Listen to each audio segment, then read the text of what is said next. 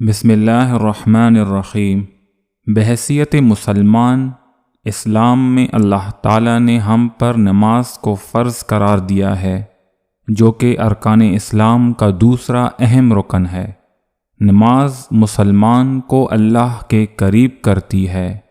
آپ صلی اللہ علیہ وآلہ وسلم کا ارشاد ہے کہ مسلمان اور کافر کے درمیان فرق کرنے والی چیز نماز ہے۔ اسلام میں 5 نمازوں کو فرض کیا گیا ہے، جس کی ابتدا فجر سے ہوتی ہے۔ ہم جو فجر کی نماز ادا کرتے ہیں اس میں 2 رکعتیں فرض پڑھتے ہیں۔ اس کی حکمت یہ ہے کہ فجر کی نماز سب سے پہلے حضرت آدم علیہ السلام نے ادا فرمائی۔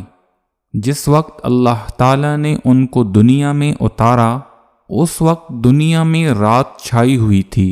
حضرت آدم علیہ السلام جنت کی روشنی سے نکل کر دنیا کی اس تاریک اور اندھیری رات میں دنیا میں تشریف لائے۔ اس وقت ہاتھ کو ہاتھ سجھائی نہیں دیتا تھا۔ حضرت آدم علیہ السلام کو بڑی تشویش اور پریشانی لاحق ہوئی کہ یہ دنیا اتنی تاریک ہے، یہاں زندگی کیسے گزرے گی؟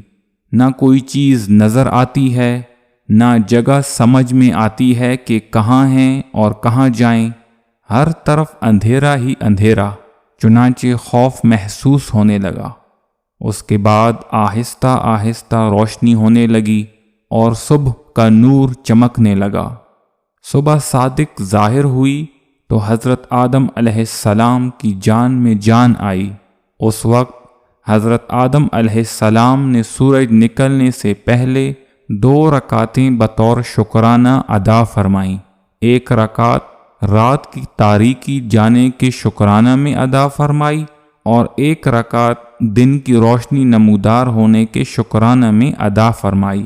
یہ 2 رکعتیں اللہ تعالیٰ کو اتنی پسند آئیں کہ اللہ تعالیٰ نے ان کو حضور اقدس صلی اللہ علیہ وآلہ وسلم کی امت پر فرض فرما دیا۔ محترم دوستو، اب اندازہ لگائیں کہ فجر کی نماز کی کتنی اہمیت ہے۔ اللہ تعالیٰ ہم کو باقاعدگی سے نماز پڑھنے کی توفیق عطا فرمائے، آمین۔ امید ہے آج کی یہ ویڈیو آپ لوگوں کو پسند آئی ہوگی۔ مزید ویڈیوز کے لیے میرے چینل کو سبسکرائب کریں تاکہ آپ کے ساتھ ہمارا تعلق بنا رہے۔ السلام علیکم ورحمۃ اللہ وبرکاتہ۔